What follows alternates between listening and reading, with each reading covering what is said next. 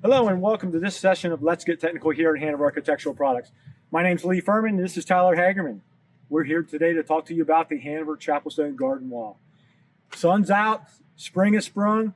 What better way to kind of reconnect with nature other than getting outside on that patio and installing a new wall. A wall product, the Chapel Stone wall product creates that rustification, that connection with nature. And you know what? With the natural feel, it's not too bad to be rough around the edges every once in a while. That's right. Manufactured with a high density wet mix design to create a very strong, durable product with compression strengths and density that equals that of a natural stone. As you can see here, the split and tumbled finish on each and every piece, the diversity of the product really creates individual pieces that collectively create a great project. Absolutely. And that dives right into the versatility of the product and the applications. You can create a multitude of different installs with this product. A freestanding wall, a garden wall, which is typically they've referred to as a sit wall or a knee wall. A divider, just you take that piece of stone wall material and you're dividing your planting beds from your garden, kind of keeps the grass out of your planting beds. A standable planter wall, and outdoor kitchens are on the rise. So we've have numerous outdoor amenity spaces featuring with the Chapel Stone wall kind of built up to kind of give it that real unique outdoorsy feel. Our Chapel Stone walling comes in all different sizes and shapes. We have 6, 12, 18, and 24 inches. We have the 3-inch as well as the 6-inch. We have the straight here today. We also offer a radius for those different curved structures. Also want to note each depth, the bed depth of each piece is 9 inches. And then you also have, as Tyler alluded to, they're randomly packed. So what we can guarantee you is that you're going to get 30 face feet of wall per pallet.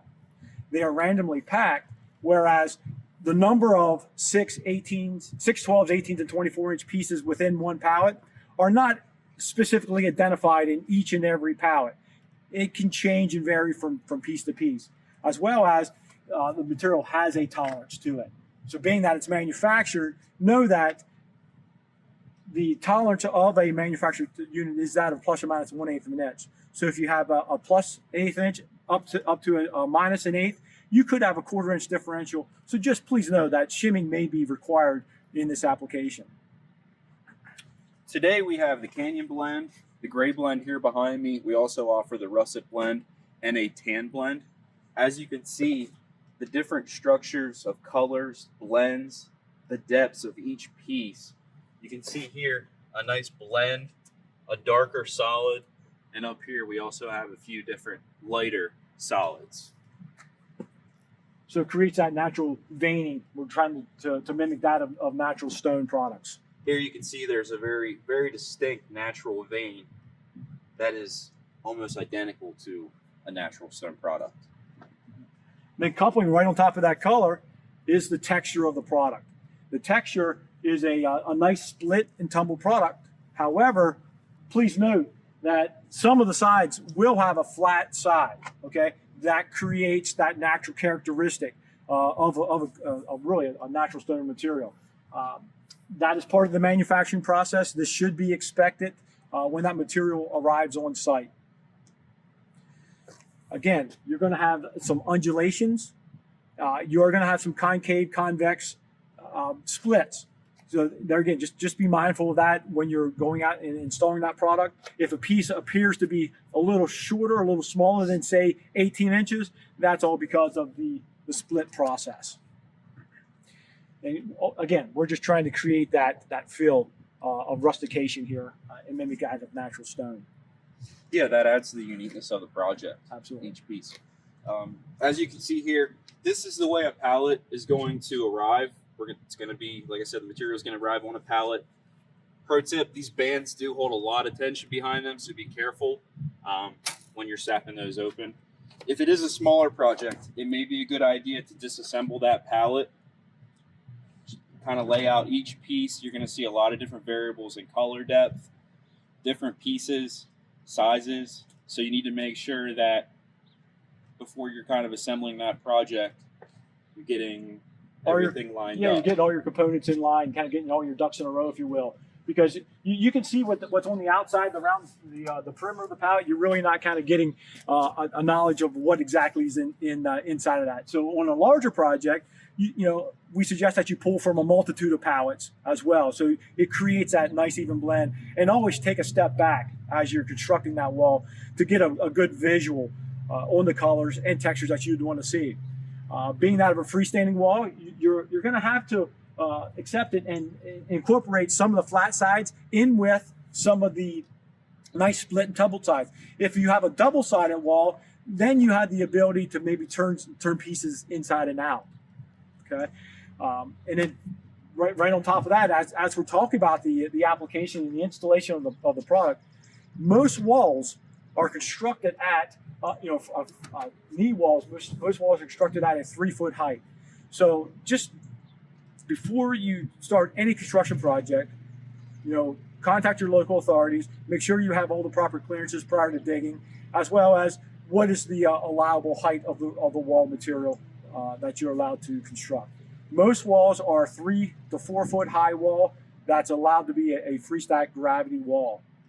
Anything over that is probably an engineered type wall, so you'd have to contact a local architect or an engineer to help you out with that design element. When constructing out, and when laying it out and constructing out, if you're just doing a freestanding wall, we ask that the minimum depth or the width of that your trench be about 25 inches.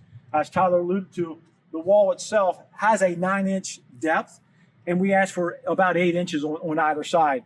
And that base material should be what we call here in Pennsylvania, 2A modified stone, or any stone that's basically used within or under your DOT roadways. Compacted in roughly 3 to 4 inch lifts. We don't want to see anything more than that. So if you got to put 6 inches of stone down, please compact that in lifts, because whatever that base is going to do, that's going to transfer right through the wall. So if you have deformation within that base, that will be seen within the wall itself. So it can be corrected. Minor corrections can be made with shimming as well. As you progress up the wall and lay the subsequent layers, as Tyler alluded to earlier as well, the product you can choose a 6-inch height, a 3-inch height, but there's a beauty to combining the two.